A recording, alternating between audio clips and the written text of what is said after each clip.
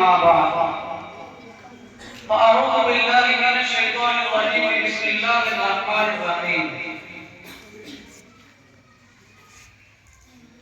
يا أيها الذين آمنوا اذكروا الله ذكرا كثيرا وسبحوه بكرة وأصيلا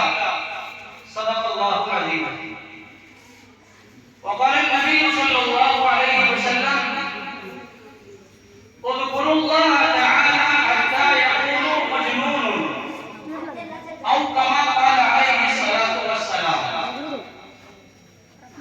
عزیزان ملت، نوجوانان اسلام، اسٹیج پر تشریف فرما حضرات علماء کرام، باہر سے آئے ہوئے مہمانان اعظام اور عزیز طلباء، الحمدللہ ہم سبھی کے لیے بڑی خوشی اور مسرت کی بات یہ ہے کہ ہم سب کے کام فرما محبوب العلماء والصلحاء ازہر ہند دارالعلوم دیوبند کی مایہ ناز شخصیت حضرت اقدس حضرت قاری محمد ارشاد قاری دامت برکاتہ العالیہ استاد شعبہ تجوید و قرآت مادہ علمی دارالعلوم دیوبند تشریف فرما ہے. اللہ رب العزت سے دعا ہے کہ پروردگار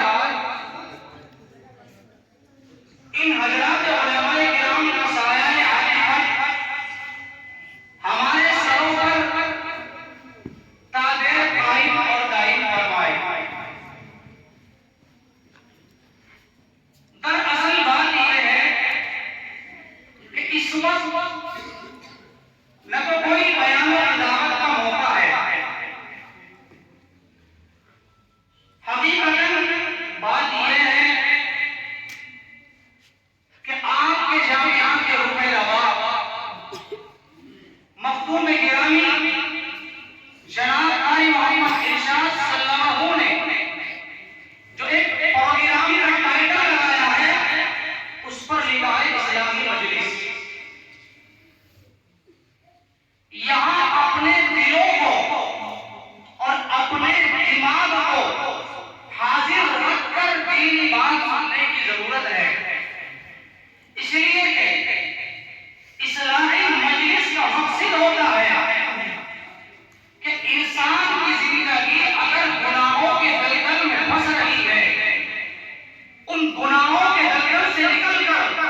اللہ کی طرف منتقل ہو جائے. اگر ہمارے دلوں پر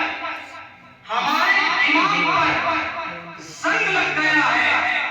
اس زنگ کو دور کرنے کے لیے اصلاح مجلس کا انعقاد کیا جاتا ہے. اور جب اللہ کے بندے اللہ کے نام کا نعرہ لگاتے ہیں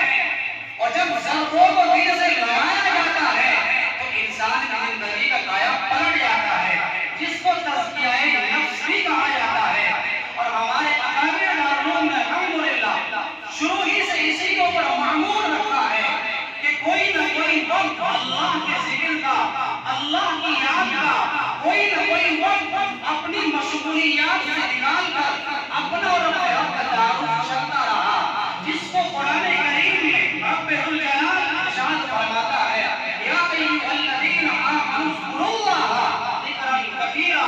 کہ اے ایمان والو تم اللہ کو خوب کثرت سے یاد کیا کرو، وسبحوہ